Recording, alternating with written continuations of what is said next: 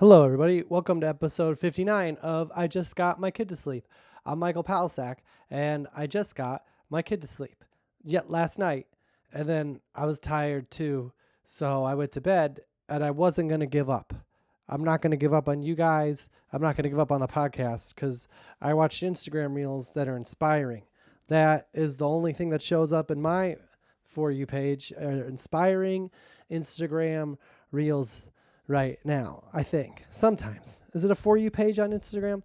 Anyway, I got him to sleep last night because I feel like at some point it's not getting him to sleep. There's a certain time as a parent where it's like you didn't get your kid to sleep. You just,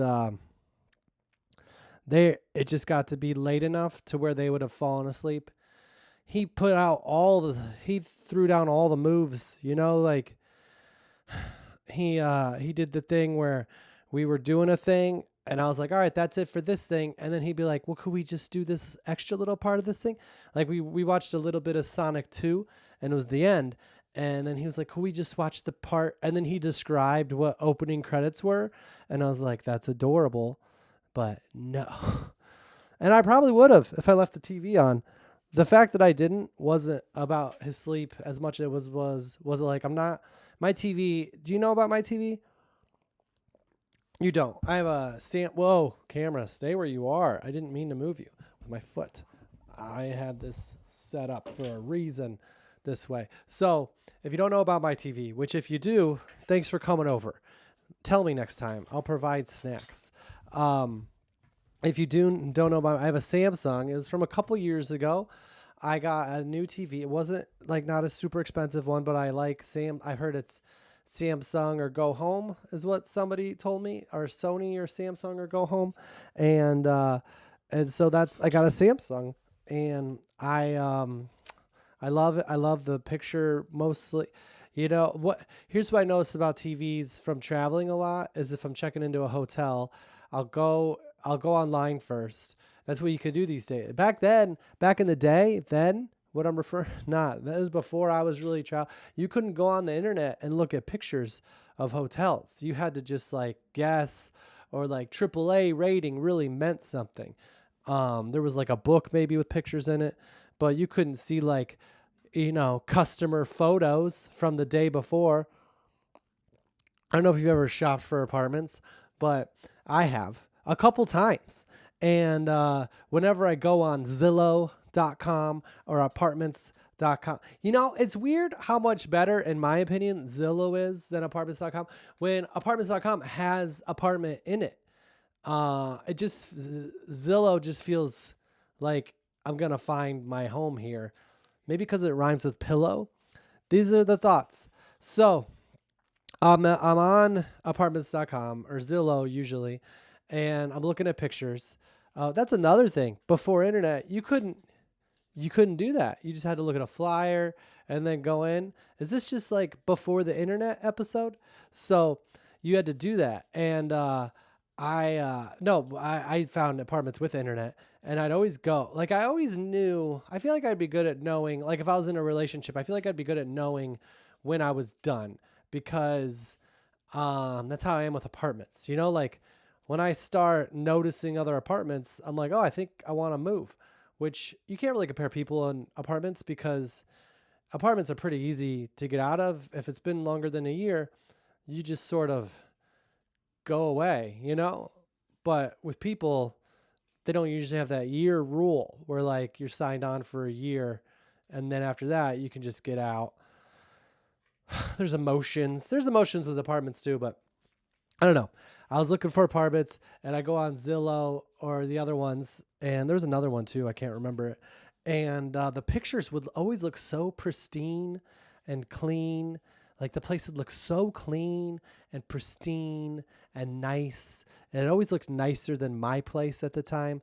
It's always like, wow, this is, but I don't even think like, oh, wow, it's because no one's living there, Like I almost like, and tell me what you think about this if you want to. In your head is fine. But like, would you rather, okay, this is it. This is the question. Would right here, right? Would you rather? I didn't shower today yet. I was going to last night, but I was like, I'm just going to go. This is where all this, I'm just going to go to sleep stuff comes in. And I'm going to get there. So, would you rather, when you're looking for apartments, see an apartment with stuff in it, okay? Okay. Or would you rather see it with nothing? Because I would think I would want stuff in it because it's like, oh, this is how it feels when it's lived in. But from my experience, and you can take this into account, Zillow, apartments.com, that you can, I would, okay, I would rather see it with nothing in it. Would I rather see a journal with sentences already written? No. Would I rather see a sketchbook with pictures already sketched? No. Would I rather see an iPhone with apps that have already been deleted and reloaded based on how much data I have memory left? Definitely not. So I like nothing. I like a blank canvas. This is just me. It's not better than anybody else. I'm a creator. I want to create the space. And if you saw my apartment, at best, you would say it's creative. It is creative. So I always feel like the pictures look really nice, but very rarely do I find the apartment that I want. I've only found 2, really, ever. There's been a couple where it's been like maybe, and usually it's location goes into that. But back to the sleep thing, I feel like Jack was like, I don't know how I got there, but I was gonna record last night, because that's the whole premise of the podcast that I keep violating every week. And Jack goes to sleep now. Jack is my son. He's 6 years old. He is the kid, and I just got my kid to sleep. So when he goes to sleep now, there's a mat next to his bed that I slept on when I first moved into this apartment, before I even purchased a bed. Before I even purchased a bed frame, which I still haven't purchased. Where do you get bed frames at? I always feel like a bed frame is a home. It's a home piece of furniture. I feel like with apartments, it's like, I got to be ready to go. If the landlord comes in here and sees I got a bed frame, they might be like, we're raising the rent because we know you're staying. That's going to be a pain to take apart. Can you imagine moving it through here? What'd you have to do? Get it through the balcony with a crane? No way. Not falling into that trap. Bed frames are for houses. This is what I tell myself. I don't read I feel like bed frames are mostly for reading and storing stuff. Like if you read in bed or watch TV in bed. I don't watch TV in bed really. I watch it on my phone now. I used to never be on my phone in bed because I heard that if you're like watching something in bed, then when you go to sleep, your body's going to be like, well, it needs to go to a new location. When you go to sleep, you got to like take your body on a date. You got to go to eat dinner and then shower and then go to the couch and then the bed, and then you get to go to sleep. You always got to go to a couple locations, I've heard, for a good, anyways. I heard that if you go out with someone, it's good to like, not just dinner, but like go somewhere else after. That's like good to have 2 things. Sometimes it's hard to find 2 things though, Anyway, so, I know no bed frame. Or you could store stuff, which you could store stuff in like usually like the drawers that are in the bed frame. But I feel like you could also just put stuff under your bed and dust. Like, isn't it weird that it's called, like, when I say put things under my bed and dust, that means to remove dust. But it's also the thing that's under the bed. That's crazy. That'd be like if you're like, it's time for dinner, and someone's like, are we going to eat? And you're like, no, we're going to food. That's what we're going to do. We're going to food. Like, no, we're going to eat. Yeah, but we're using the dust rule. When it's called to dust, but it's removing dust. So isn't our language crazy? I think it is. I don't have a bed frame. That's a home purchase. I think I'll get one. I've stayed here a while. I got spider webs in there. I got to clean. I'll stay here a while. This is where my podcast is. It would be hard to record anywhere else, or like to come back in here to record. And if I don't have a, if I don't live here, it'd be hard to be like every week, be like, hey, I used to live here. Can I come see your bathroom for an hour a day? Have you ever done that? Have you ever gone? I never have. My older brother did one time, but I've never lived. Well, I have lived in places as an adult. Um, One of them is condemned, not because I lived there. It was condemned for separate reasons. When I lived there, it was very uncondemned. It was the opposite of, it was lived in.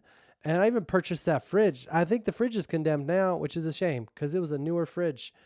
Actually, it wasn't. I just bought it from a roommate.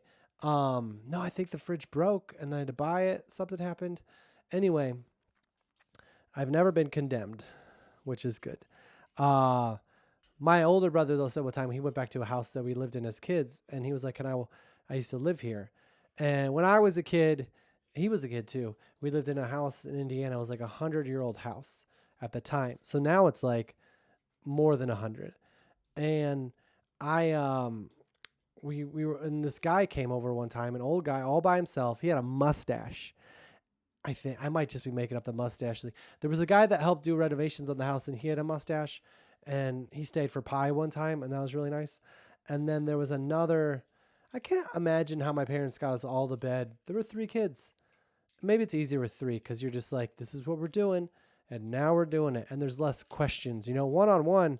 It's kind of like one on one with basketball. You know, like if you got to guard LeBron James one on one in a basketball game, you're gonna see all the moves, all the stuff. But if it's 5-on-5, he might just be cutting and you can play help side defense. Anyway, I the guy came over and he was like, I used to live here. So my parents like showed him the whole house. And even as a kid, I was like, this is strange, you know? But I know it's not. If you do it, I know I've heard of people doing it. There's a whole commercial about it. Like, hey, we used to live here. Ah. And then, but like, here's what I've learned about places that I'm like sad about, or like not sad, but nostalgic is sad, right? Is it a mixture of happy and sad? Well, let's just stay in between then, right? So if it's in between, like, I don't know, I feel like the place isn't the place anyway anymore because the people aren't there. Like I could go back to my home that I saw as a kid by myself, and I could stand with strangers and imagine my brother and I playing in this playroom. Like I could do that. I could do that. I think I'd want some time to myself. Like I would just look in this room and see things, see the ghosts of Christmas past. Yeah, we had Christmas there. And them not know me, but they're like not going to leave me alone in their kid's room, but also I don't want to have this emotional experience with them. I'm never going to go back. Never go back. I would go if they want, if I could. Like I'd buy the house if I was buying a house, then I could get a bed frame. That would be good. I don't know. I grew up in a small town in Indiana, and I'm a stand-up comedian. I don't just do the podcast. I know multiple hats I wear, um, and so it's good to do stand-up near an airport. Also, I live in California, which is way far from Indiana, so it'd be like a big change. Little steps, little steps. You ever think technology made us worse? Not really, but like back in the day, it used to take like a long time to travel the country, so you just stayed where you were, right? Unless you really had to move.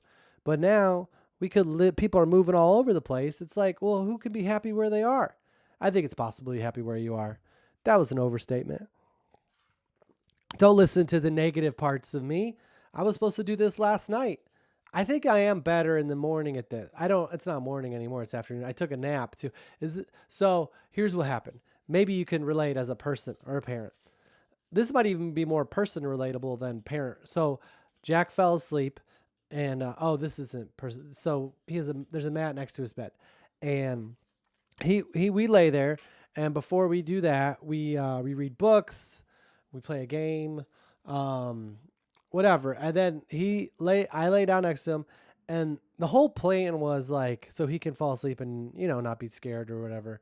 And he always sleeps in his own bed. I never even opened the idea of him coming into my room, which I've heard. I mean, on the outside that looks kind of cute, You have your little kid waking you up and being like, "I want to sleep. I'm scared," and then he sleeps next to you. But like, also, I don't.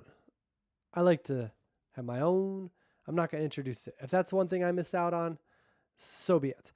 So That sounded like Soviet. He falls asleep, but my whole idea is I just lay there. He lays next to me. He falls asleep. I put him in bed, and then the first time we did it, I just left him on the mat because I didn't want to move him, wake him up, and he woke up and put himself in bed, which is very cute to imagine. Like the first time it happened, he went to sleep. I went to sleep next to him. He went to sleep, and then I just left the room and came back in later, and he was in bed. I was like, oh, he woke up and just he can do this all on his own. It's all a joke. This is all a game. He doesn't need me for any of this, really. If something were to happen to me, he could survive for months, I think, on his own. I mean, he'd be sad, but he could figure it out until the food ran out. So I should probably put the food lower just in case something did happen to me and no one found out. Like the food that he eats, like the cereal should definitely be lower and the candy should be higher. I don't know why I put the candy so high. I got really low. I got really cocky as a parent where I was like, he doesn't even know what candy is. I could put it wherever. He's never going to eat it. But they found out where it was. And now he's like, can I have candy before bed? I'm like, nah. Anyway, so now though, it's progressed to where like he'll hold a stuffed animal when he goes to sleep. And then he'll put his arm around my neck like it's a stuffed animal. And then he'll roll over and fall asleep that way. And lately I've been falling asleep too. And I don't know if it's because I'm so tired that I'm just like, I got to get some sleep while he sleeps, or it's because he literally, I think, has me in a sleeper hold. I don't know whether I'm passing out like physically from my pulse being however sleeper holds work, or if it's just I'm tired. But anyway, I woke up last night and I was like, oh, I should do the podcast. I thought that before I went to sleep. Then I woke up and I was like, nope, going right back to sleep. So I tried to do that and I just laid in bed. Like I could fall asleep on a hard mat in a wrestling, like a dangerous wrestling, and then go in my bed and be like, what? So then I watched TV on my bed, on my phone, and that didn't help. Like I have so much to do. Like I wasn't really upset. I used to be really upset when I'd be laying in bed and not falling asleep. But I don't get upset anymore. And that's not bragging. It's just personal growth that I've achieved through mental toughness. But it's not bragging. Like I feel when I go to bed and I can't fall asleep. First off, my son goes to school.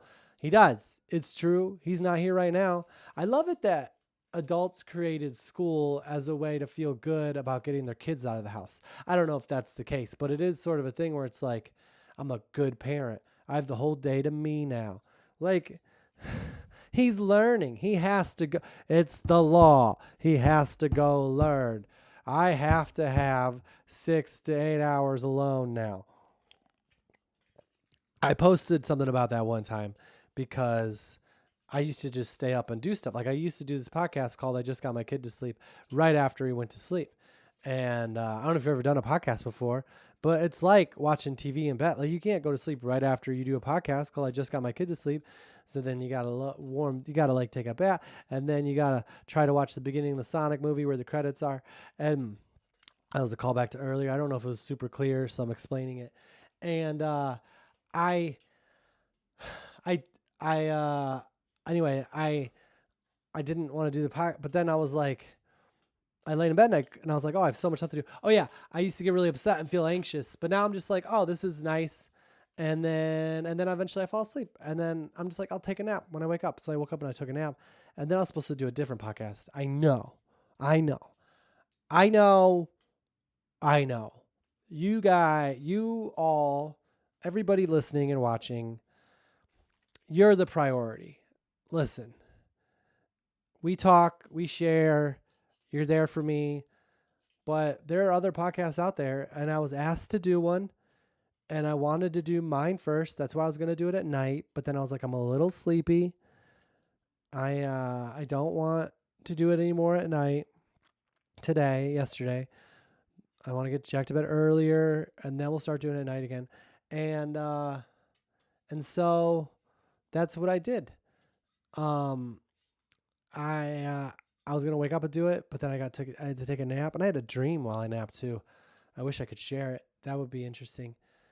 What dream did I just have before But I was supposed to do another podcast. It's called Bad Dates with Joel Kim Booster, and it's been rescheduled. It's not live, so no one knows that. This is inside information. Not only is this I Just Got My Kid to Sleep podcast, it's the BTS Bad Dates episode with Michael Palisak, hosted by Joel Kim Booster episode. And I think it was going to be a really good episode, but they didn't. We had some technical issues, not on my end. I high quality Yeti GX, got my Max here, boom, ring light, sunlight, put me on. Let me talk about Bad Dates. Have you been listening to that podcast? Here's an interesting story about that podcast. I haven't even done that podcast yet. Not to make this all about another podcast, but it's called Bad Dates. So whenever I do something, I try to like watch or listen to a lot of it, because I think you can go one of two ways. There might be three.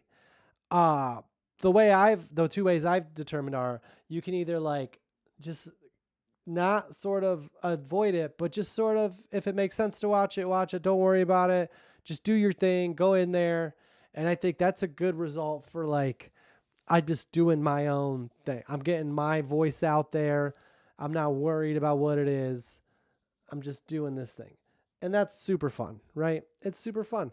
But also, I feel like it could be a little bit, little tiny, super small, minuscule, unprofessional. Just a little bit like, just a little unprofessional, just a little bit like to not be aware of the room you're getting into. Like as a comedian, sometimes you just can't, like I did a contest in Los Angeles through Comedy Central a long time ago, and you couldn't like go in the audience and watch before your set. So you had no idea what was going on out there.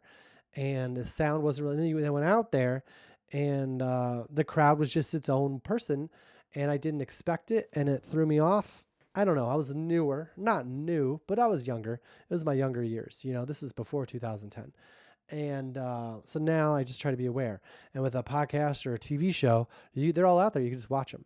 So that's why the other option that I like to is just like kind of watch as many as I can or listen to as many as I can. And especially like a story one where there's not a good chance that, like, it's not like I have to have opinions are going to come out, but it's not like, it's just things that happen to me. So even if a similar thing happened to somebody else, it's not, this is what happened to me. So anyway, I'm listening to that show while I'm driving. I drove to San Jose last week. Before Easter, I like to go to San Jose to experience pre-Easter Holy Week with Saint Joseph in Spanish. And it was great. I love San Jose. The people there are so nice. Really fun. Really, really, really, really great place. And the crowd, awesome. San Jose Improv, everybody who was at the show, like I just felt like I just started watching this movie. It's called Defending Your Life, and with Albert Brooks. I watched it because Seth Rogen and Evan, I don't know his last name. He's like one of their writing partners, and they said like their favorite Criterion movies, and that was one of them because of they took the ending for their own movie or something, which they said it wasn't exactly like that. But anyway, I started watching it, and they had a comedian in heaven doing stand-up, and he was like bombing, and I was like, I don't think that's what it would be like, and I felt like the San Jose Improv is what it would be like. And then on Thursday, I was in Tracy, California, which was my debut being in Tracy. It's my Tracy debut. It was the first time I'd ever been in a city just named after a person. I think one name. Like I've done 0 cities named Bob. There's a place called The Bob in Grand Rapids, Michigan, and you know what it stands for? Big old building. I think it's a big old building. The comedy club's in the top floor of the big old building, and recently I worked there, and this wasn't there, but there were nets at each level because it was an open staircase, and people would drink a lot. And so they had nets there, but they took the nets out. They're like, hey, just don't fall. It's weird. I never feel weird when I see a net somewhere added, but it's always weird when it's gone. It's like, did someone fall? And they're like, the net didn't really do much. Actually, more people are jumping now because of the net That's probably what it is. This is why we can't have good things. You always want to, it's always fun to like see the reasoning behind those things like that. Like someone fell and got really hurt and it's really sad. And they're like, well, we got to put nets up. And then because people drink and they fall off the staircase. And then people start drinking and they see the nets. They're like, I'm not waiting in this line to go down the elevator. And they just start jumping. And the security's like, no, no, no. And then as they're removing the nets, they're like, this is why we can't have nice things. Like safety nets to make sure no one dies. Because people like free falling from 3 floors up rather than taking the stairs. Anyway, this is my Tracy debut. And I was listening to the Bad Dates podcast on the way up to the show. And there was a episode, a story, like a listener called in. They have listener call-ins about how this girl was on a date with this guy, a first date, and it ended well. They had a good night kiss, and she started like breaking out really bad, and then she found out like he was eating peanuts, and she had a peanut allergy, and she had to like go get medicine right away. And then like after the hospital, he like tried to give her another kiss goodnight. And she was like, is that a bad date? And everyone was like, well, yeah, you can't, I was trying to kill somebody. And I thought it's like a cute, funny story or whatever. But then like, I ran into someone with a gluten, sensitivity. And I was like, oh, maybe because I love gluten and I didn't, if you ever date someone with a gluten allergy, can you just not eat pizza anymore? But I Googled it. You can, if you date someone with a gluten sensitivity, you can kiss them. Okay. Well, you could just not kiss. It could be a non-kissing, just like maybe just like a digital dating, like a virtual dating thing. Or you could kiss them. You just have to like wash your face. Like I heard if you have a very sensitive gluten allergy, you should bring like soap and water and like a new toothbrush for somebody. Which is always weird to think about. Anyway, where was I? So I was in San Jose, then Tracy, then I came home because it was Easter weekend and I took it off because I'm Catholic, so Easter's like huge for us. Christmas is big. Easter's like the sequel that was somehow better. Not to, as a Catholic, I probably shouldn't compare it to movies. I shouldn't, diminish the importance like that. But if you have a sequel that's better than the original, I live in LA. I don't think that's diminishing anything. Oops. I'm showing everyone my future. I'm moving the camera. I'm sitting crisscross applesauce now, which we talked about last week. But if you weren't here last week, I don't know where the applesauce comes in. I've never been given applesauce in this situation. I think that's a promise that we shouldn't make to children when they cross their legs. Anyway, I got in Good Friday and I talked to my son. I got to take my son we went to Good Friday Mass and it was so funny. Like I was talking to my parents afterwards and they were like, oh, that's a long Mass for a kindergartner. I'm like, we had to do all that as a kid. And I think I brought that up as a child and that was never a reasonable suggestion that church was too long. But now as grandparents, you're like, that's kind of a long time to bring a kid to church, Michael. I was thinking though, because it's like, I do bring them to church and I'm Catholic. So if you're not Catholic, I don't know. It's Christian. It's pretty much the same story, mostly, I think. When we're there, he's just there, And the Easter week readings are like violent. Like they're not things like if it was on TV and it wasn't a religious thing, I'd be like, I mean, even if it was, I would be like, he wouldn't want to watch. I'm like, we can't watch this. So that all brings me to the fact that we're talking about Easter. And I was like, do you know it's about Jesus? He's like, Dad, no, it's not. It's about Easter. It's about bunnies and eggs. And I didn't know how to be like, I didn't. I was like, you're too young. I can't make it about dying and living for sure. So anyway, that was fun. We played at the playground and then Saturday I got to go to his very first soccer game that I got to go to. His first one was last week, but I was on the road, Cats in the cradle and the silver spoon. Can I sing that much of the song? Um, and I missed the first one. That's what that song was for.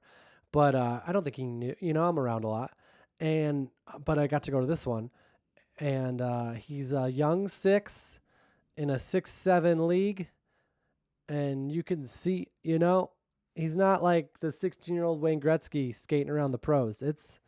He's with the bigger kids, and then we went to. I always think about this. Here's the thing for parents, and non-parents. I'm gonna open it up to everybody, because I don't want non-parents to not think it's important. Oh, I got advice later. This is gonna be good. So there's a McDonald's by us that has a play place, right? And it's right next to like my favorite donut spot. It's called the Donut Prince. They have a sign in front, or words on the window. That's how you say it. Their motto is "Don't get a divorce, get a donut." That's what the Donut Prince's model is, which is a very monarchy, royal way to look at marriage. We get it. You can't just be divorcing everybody. We learned that from King Henry. Anyway, I think that's King Henry. They're donuts. I will go. LA is known for donuts. Did you know that? All the people out there? So people talk about how the health food is big in California. Burgers and donuts, they're really good. And Donut Prince, highly recommend.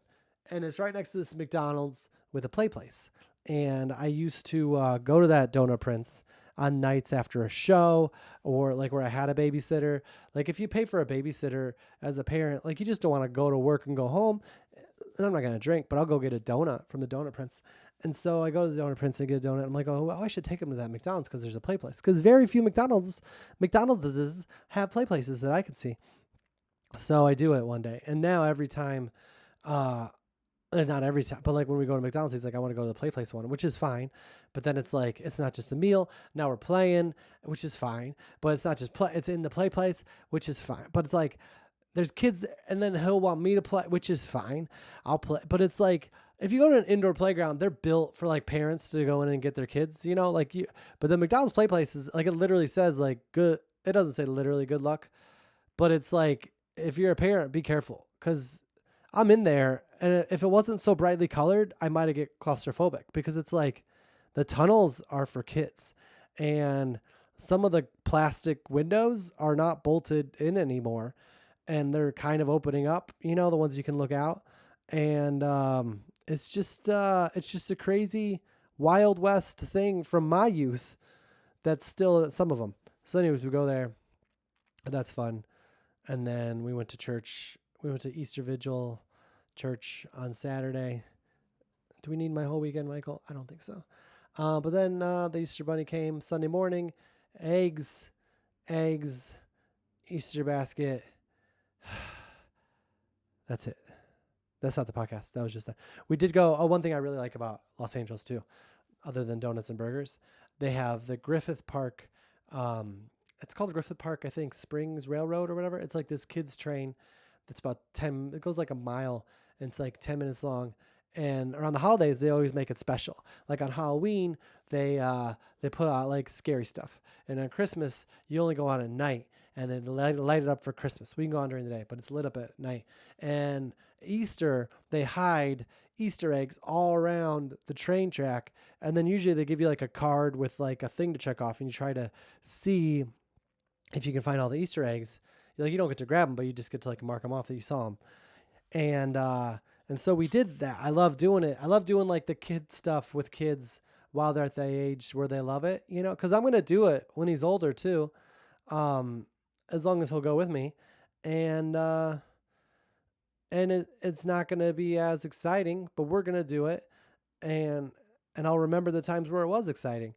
And now is one of those times. We have friends that we meet there. We've gone every year. The Easter Bunny's there. We take our picture with the Easter Bunny. All of our Easter pictures have been with this family, which is really fun for me. Like, the dad got one where it was just him and his daughter, and I was like, you're just on my wall. That's just how it is. And there's games, but the cool thing about this year was he's 6, so he can ride it by himself. but I'm not gonna go, and he doesn't want me to not go. But he did say, like, Jack was sitting next to his friend, and then his friend's dad was right behind them, and he's like, Dad, you have to go in the back, because he didn't want me to like cheat and see the eggs that he found. Um, and the other dad was like trying to talk him out of it. I was like, I'm good. And you might think like, oh, don't you want to be a part of this thing in your child's life that you just said that you wanted to do and you love? But I get a lot of him. Kids, if they're anything, if they're something, if they're one thing, they're a lot. That like you can watch videos or look at old pictures of your kid and feel the pang of like, is it pang? Why isn't it pain? Why isn't it hunger pains versus hunger pangs? What am I going to call this episode? We've gone so many different places. But then like you can be with them for 5 minutes and be like, I'm good. Like you would want to be with them more and they would want you more, but like you can get the gist. I think that's why so many aunts and uncles are like, we're good, cause you can get the gist of what the rest of the day is going to be and be like, I'm good. So anyway, the dad's like, no, your dad can sit up here. And I was like, I'm good. And I just walked to the very last thing of the train and I just ride the train. And if I'm going to be honest right now, I didn't even really look for that. I didn't even keep track of how many eggs I found. It was like a little vacation. Like I got to be there. I got to wave at them when we turned a corner and they could see me. And then I got to just follow. And it was really, really relaxing.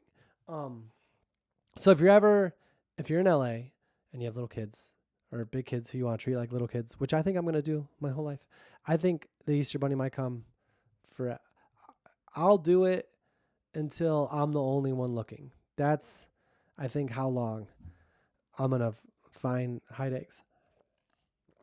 I mean, the Easter Bunny's going to hide eggs. Right.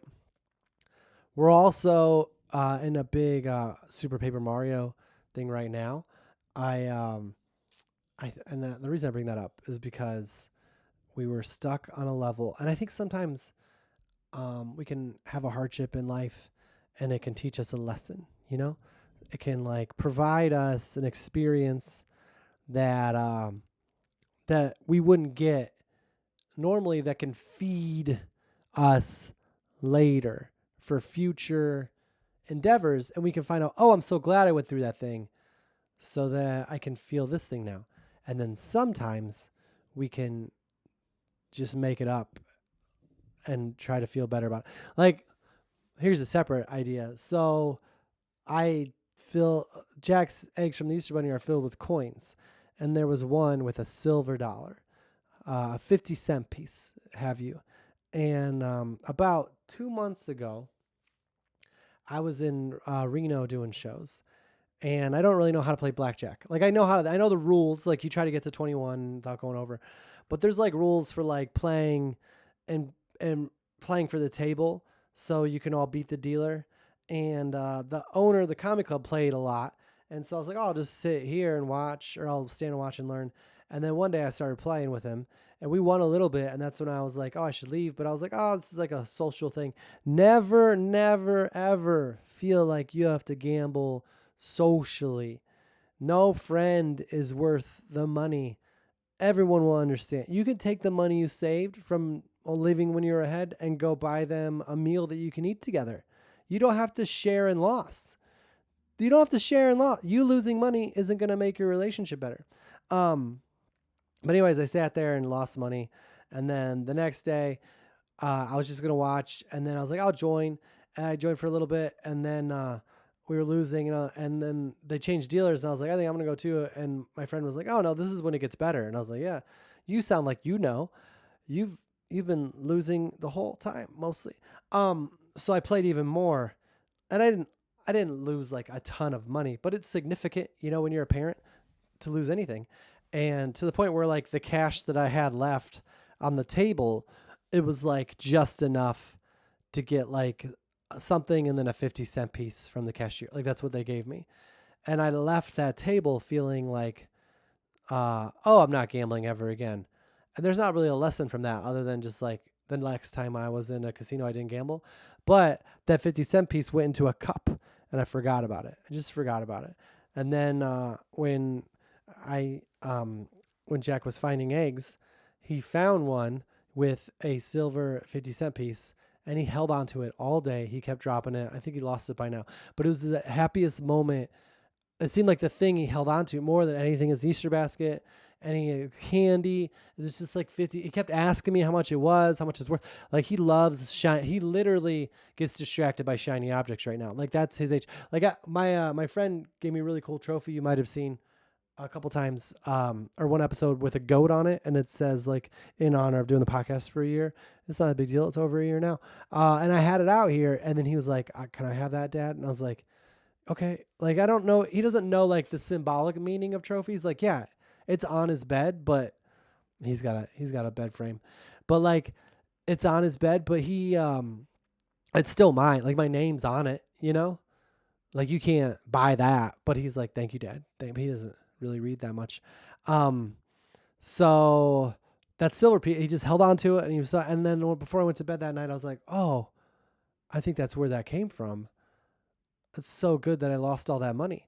Um, anyway, so that onto the video game thing. There's this character, and if I lose you here, I don't blame you. But Super Paper Mario is like Mario Brothers, but it's not as actiony. It's more like a role. They call it an action role playing game. It's both, and usually the bad guys aren't that hard to beat. It's great for kids. There's a lot of reading involved though, so that's kind of a bummer. But it's funny reading. Not bummer for reading, but like for Jack because he can't read. But I'll read it to him. It'd be weird if I didn't. Well, it's like, I can't read. I'm like, well, let's practice reading before we play this video game. That might be a good idea. How come I'm not writing this stuff down? So reading's important. Everyone, I love reading. Right now I'm reading War and Peace. You don't have to start with this, but it's a good book. Focus on the peace, right? Focus on the peace. Anyway, there's this character named Mimi, and we don't know if that's her real name. And Jack asks a lot about it, but she's a bad guy for sure. And she can pretend. She's a shapeshifter. She can pretend to look like whoever she wants. And she tricks you multiple times.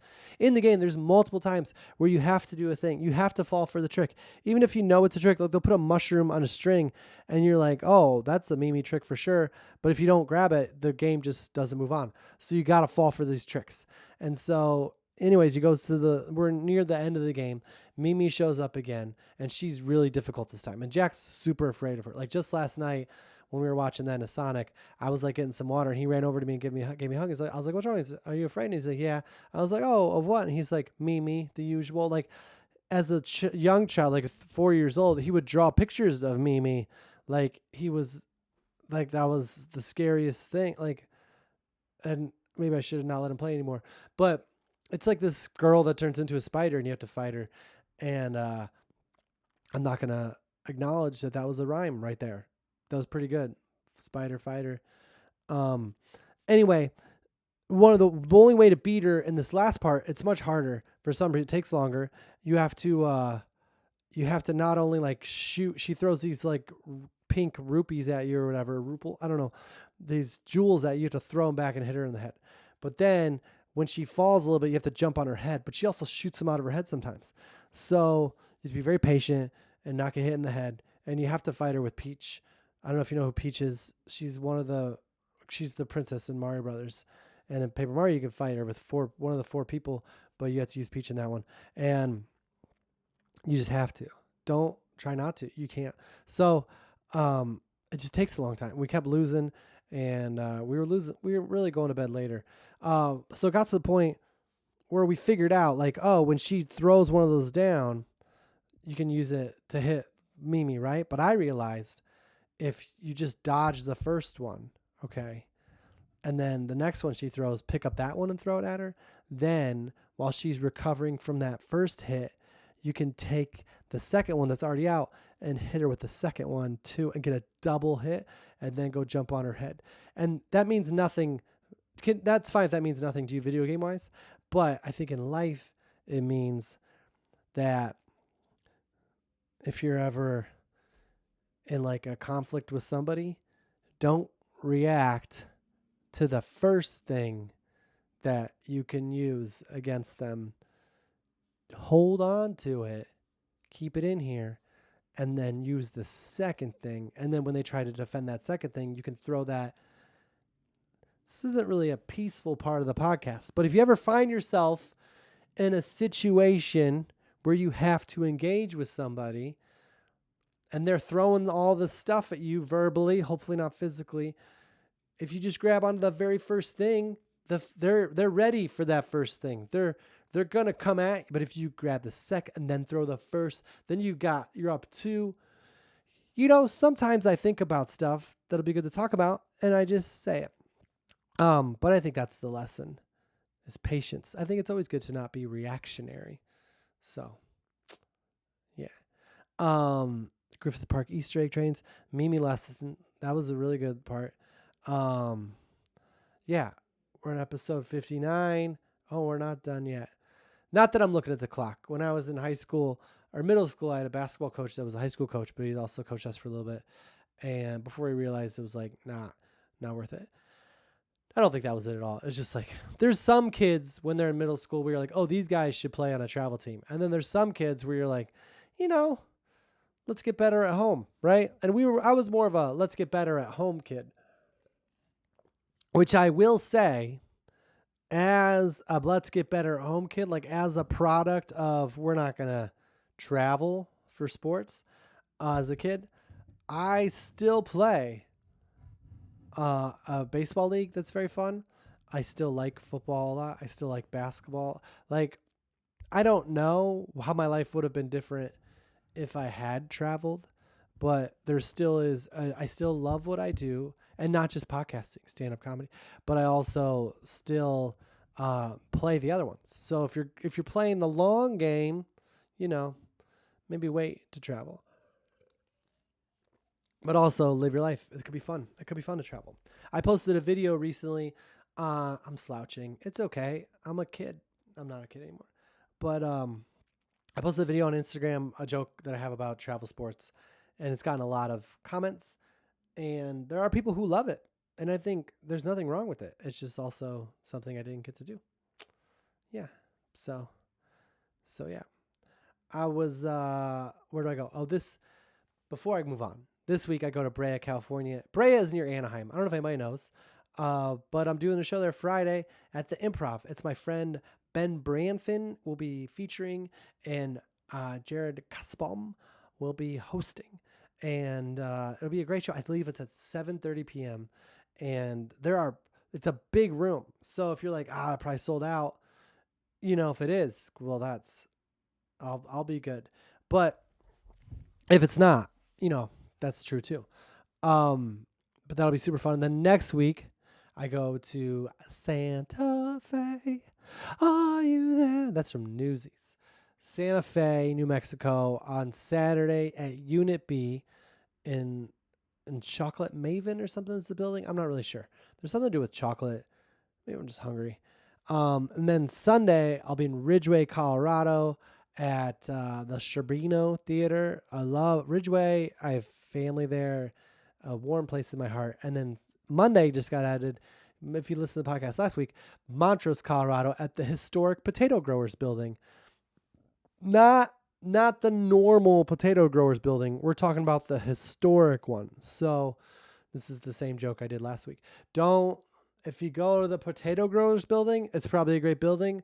Lots of potato growers. But you got to go to the historic one. That's where it is. And then the week after that, I'll be in Tyler, Texas, which I fly into Dallas, but it's not in Dallas. People have told me that lived in Dallas. They're like, we're not going to come because it's not Dallas. But I'll be close to Dallas later. Tyler, Texas, and then Oklahoma City on Mother's Day, because mothers deserve to laugh too. I wish it was a daytime show so we could do like a brunch thing. But it's just a nighttime. Maybe we could do a nighttime brunch. Can you do brunch at night? That's a great restaurant idea. Nighttime brunch. I guess that's just like a diner. But yeah, Oklahoma City and Tyler, Texas at the Rose City Comedy Venue. So, yeah. I I was at the airport recently, and I was flying out of New York. This was a couple weeks ago. I forgot to tell the story. We're gonna circle back, okay? Just I was I went to mass, like I said. I went to Easter Vigil, which could be really long with Jack, and I told Jack that if he, because that was the only time we could go. It was 5:30 p.m. and Sunday morning he was gonna do something with his mom. So I was like, this is when we can go to church and still, have time to find Easter bunny stuff. So I was like, if you're in church and you think about it so long, just think about we just like ordered a video game. I was like, just think about that. He's like, okay. The priest came on to do the homily, which is in the middle, and he was like, the note from on this one is to not talk a long time. And then at the end of mass, he was like, well, it's over, so now I can talk some more. And I feel like that's what I'm adding on, but it's okay. I was at the airport flying out of New York after I got to do a show in Stamford, Connecticut, and it was a daytime show there, which I love. And so I was flying out of JFK, which New York City, I don't know if you know this, it's like the biggest city in the country for sure. And they didn't have a pre-check line open, and I'm pre-check, and I'm just like, what's going on? This is I shouldn't have to plan it. Like, luckily I was there in time because it just went straight from my show. But if I wasn't, I'm not on that plane. So I get in the normal line. I'm just waiting, and there's this lady behind me, and she's like cutting up through the line. She's doing the thing where she's like, "Hey, my plane's taking off. Is it okay if I go in front of you?" And everyone's saying yes because it's Sunday. It's a day of giving, and yes, it's still Lent. People are trying to be nice. And she gets to me, and she's like, "Hey, my plane's gonna take off. Can I?" Which is kind of vague, Yeah, all of ours are gonna take off. That's not the issue, But she's like, "Hey, can I go in front of you?" And so I think I was like, "Yeah." And then I looked at her ticket, and I was like, "Where are you going?" Because I could see it was the same place I was going. And LAX, and I was like, "Oh, I'm on that flight too." And she's like, "You're not nervous about being late?" I don't know if I talked about this last week. And I was like, "No. No, it says the beginning of the line, it says it's 30 minutes, and we have 45 minutes, and we're not in the beginning of the line. I'm not nervous." And she's like, "Okay." But then she just stayed in front of me. Like, hey, everybody. Hey, if you're going to get in front of people, that's your own thing. I'm not holding it against you. But if you believe what I'm saying, why do you get to be in front of me? Like, okay, well, I'm just going to be in front of this guy then.